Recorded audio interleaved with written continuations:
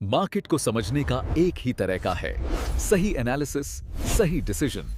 आप देख रहे हैं एम ट्रेडिंग। ट्रेडिंग की दुनिया में ना कुछ पैटर्न्स ऐसे होते हैं जिन्हें देखकर लगता है कि अरे वाह, अब तो पता चल गया कि आगे क्या होने वाला है, सब कुछ बिल्कुल साफ है।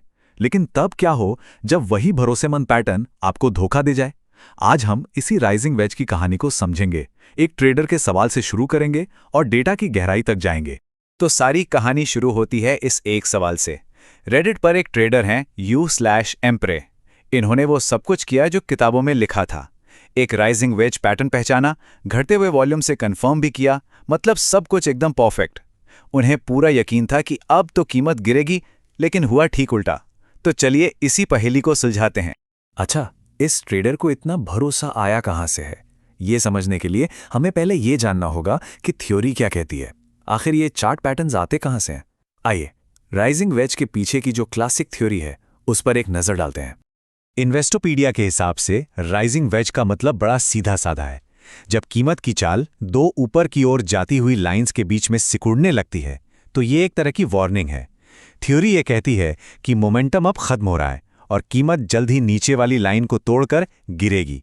इसीलिए इसे एक पक्का बेरिश यानी मंदी का संकेत माना जाता है। इसको और अच्छे से समझने के लिए इसकी तुलना करते हैं इसके ठीक उल्टे पैटर्न से, जिसे कहते हैं फॉलिंग वेज। जहां राइजिंग वेज गिरावट का सिग्नल है, वहीं फॉलिंग वेज उछाल का। दोनों में लाइंस सिकुड़ती हैं, लेकिन डायरेक्शन और नतीजा एकदम उल्टा होता है। मतलब थ्योरी के हिसाब से तो सब कुछ शीशे की तरह साफ है, तो फिर गड़बड़ हुई कहां? लेकिन हम सब जानते हैं, असल दुनिया किताबों की तरह नहीं चलती। तो अब वापस आते हैं उस असली कहानी पर, जहां थियरी और हकीकत की टक्कर हुई। जरा सोचिए, आप उस ट्रेडर की जगह हैं। आपने पैटर्न पहचाना, सारी नियम चेक किए, पूरी तैयारी की, और फिर भी नतीजा एकदम उल्टा। कीमत गिरने के बजाय ऊपर की तरफ रॉकेट बन गई। यहीं पर वो सबसे बड़ा सवाल खड़ा होता है, आखिर ऐसा हुआ क्यों? तो इस क्यों का जवाब ढूंढने के लिए हम वहीं चलते हैं जहां यह सवाल पूछा गया था, रेडिट पर। और यहां हमें कोई एक सीधा सा जवाब नहीं मिलता, बल्कि जवाबों का कह सकते हैं एक पूरा मेला लगा है। सबसे ज्यादा वोट्स मिले इस जवाब को, जो थोड़ा फिलोसॉफिकल सा है। यू शेयर आरजे इन्वेस्ट्स का कहना है कि कोई भी पैटर्न 100% गारंटी नहीं है। वो काम करते हैं जब तक वो काम करना बंद नहीं कर देते। एक लाइन में ये ट्रेडिंग की पूरी अनिश्चितता को बयां करता है। फिर आता है एक और मजेदार नजरिया। u/8 द लॉबियस्ट्स ने तो इसे पुरुषों के लिए ज्योतिषी बता दिया। ये दिखाता है कि बहुत से ट्रेडर्स इन पैटर्न्स को लेकर कितने शक में रहते हैं। क्या ये सब बस लकीरों का खेल है? और फिर वो लोग भी हैं जो पैटर्न में तो मानते हैं, लेकिन कहते हैं कि भाई तुमने पैटर्न ही गलत पहचाना। यूजर्स लाइक्स 37 के हिसाब से ये वेज नहीं, बल्कि एक फ्लैग पैटर्न था जो असल में तेजी का संकेत होता है। ये बहस दिखाती है कि टेक्निकल एनालिसिस कितना सब्जेक्टिव हो सकता है। मतलब एक इंसान के लिए जो वेज है, दूसरे के लिए वही फ्लैग है। तो कुल मिलाकर रेडिट से क्या मिला? यही कि कोई एक जवाब नहीं है। कुछ लोग कहते हैं पैटर्न बेकार है, कुछ कहते हैं पैटर्न गलत देखा गया, और कुछ कहते हैं भाई यही तो गेम है, बस कंफ्यूजन ही कंफ्यूजन। लेकिन इस सारी कंफ्यूजन और बहस के बीच से एक बहुत ही काम की सलाह निकल कर आती है। और ये पैटर्न के बारे में नहीं, ये सोच के बारे में है, माइंडसेट के बारे में।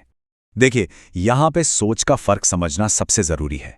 एक नई सोच वाला ट्रेडर हर ट्रेड में गारंटी ढूंढता है। उसे लगता है कोई जादुई तरीका मिल जाए जो भविष्य बता दे। वहीं एक प्रोफेशनल ट्रेडर इसे संभावनाओं का खेल समझता है। उसका लक्ष्य हर बार सही होना नहीं है, उसका लक्ष्य है लंबे समय में एक बढ़त हासिल करना। और यू बाय वुल्फ ऑफ वॉल की ये एक लाइन पूरी बात का निचोड़ है। वो कहते हैं टेक्निकल एनालिसिस को भविष्यवाणी की तरह नहीं, कसीनो की तरह देखो। मान लो कोई पैटर्न 10 में से सिर्फ 4 बार काम करता है, कोई बात नहीं, आप तब भी पैसा बना सकते हैं अगर जीतने पर $3 कमाएं और हारने पर सिर्फ $1 गंवाएं। यही है रिस्क टू रिवॉर्ड का पूरा खेल। तो रेडिट की बातचीत ने हमें माइंडसेट और प्रोबेबिलिटी तक तो पहुंचा दिया, पर क्या इसका कोई पक्का सबूत है? क्या डेटा भी यही कहानी कहता है? चलिए अब इस बहस पर आखिरी मुहर लगाने के लिए चलते हैं एकेडमिक रिसर्च की दुनिया में। साल 2004 में दो रिसर्चर्स बेन उमरान और वैन ओपेंस ने यूरो/डॉलर मार्केट पर 12 कॉमन चार्ट पैटर्न्स को टेस्ट किया। उनका मकसद बिल्कुल साफ था। पहली बात, क्या ये पैटर्न सही दिशा बताते हैं? और दूसरी, क्या इनसे सच में पैसा कमाया जा सकता है। और जो पहला नतीजा आया वो पैटर्न पर यकीन करने वालों के लिए एक बड़ी खुशखबरी जैसा था। रिसर्च में पाया गया कि 50% से ज्यादा बार ये पैटर्न सही दिशा का अंदाजा लगाने में कामयाब रहे। मतलब अगर पैटर्न ने कहा कि भाव गिरेगा तो ज्यादातर बार वो गिरा। तो इसका मतलब तो यही हुआ ना कि पैटर्न काम करते हैं, किताबी थ्योरी सही है। वेल, यही कहानी में आता है असली ट्विस्ट। क्योंकि देखिए, सही दिशा का अंदाजा लगाना तो कहानी का सिर्फ एक हिस्सा है।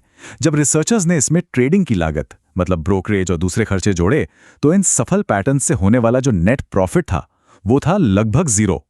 जैसा कि रिसर्चर्स ने खुद लिखा कि भाई, दिशा के बारे में सही होना एक बात है और उससे पैसा कमा पाना बिल्कुल दूसरी। सारे खर्चे निकालने के बाद हाथ में कुछ खास बचता ही नहीं था। तो हमने किताबी थियरी देखी, रेडिट पर ट्रेडर्स की असली दुनिया की बहस सुनी और फिर एकेडमिक डेटा की सच्चाई भी जानी। अब इन सबको जोड़कर देखते हैं कि आखिर में बात क्या निकलती है। तो इस पूरी कहानी से हमें क्या सीखना चाहिए? पहली चीज, चार्ट पैटर्न कोई क्रिस्टल बॉल नहीं है, ये बस प्रोबेबिलिटी का गेम है। दूसरी, पैटर्न का सही होना और उससे पैसा कमाना दो अलग अलग बातें हैं। तीसरी, छोटी छोटी लहरों से ज्यादा जरूरी है ये देखना कि बड़ी लहर किस तरफ जा रही है, यानी ओवरऑल ट्रेंड क्या है। और सबसे जरूरी बात, असली खिलाड़ी वो नहीं जो सबसे अच्छा पैटर्न खोज ले, असली खिलाड़ी वो है जो अपने रिस्क को मैनेज करना जानता है। तो आखिर में एक सवाल बचता है, अगर ये चार्ट पैटर्न कोई भविष्य बताने वाली मशीन नहीं है तो फिर ये हैं क्या? ये हमें बाजार के बारे में क्या बता रहे हैं? शायद हमें इन्हें एक भविष्यवाणी के औजार की तरह नहीं, बल्कि इंसानी भावनाओं यानी डर और लालच की एक कहानी के तौर पर देखना चाहिए। एक दिलचस्प ख्याल है ना? ट्रेडिंग सिर्फ स्किल नहीं, ये एक डिसिप्लिन है। लाइक करें, सब्सक्राइब करें और ट्रेडिंग स्मार्ट बनाएं।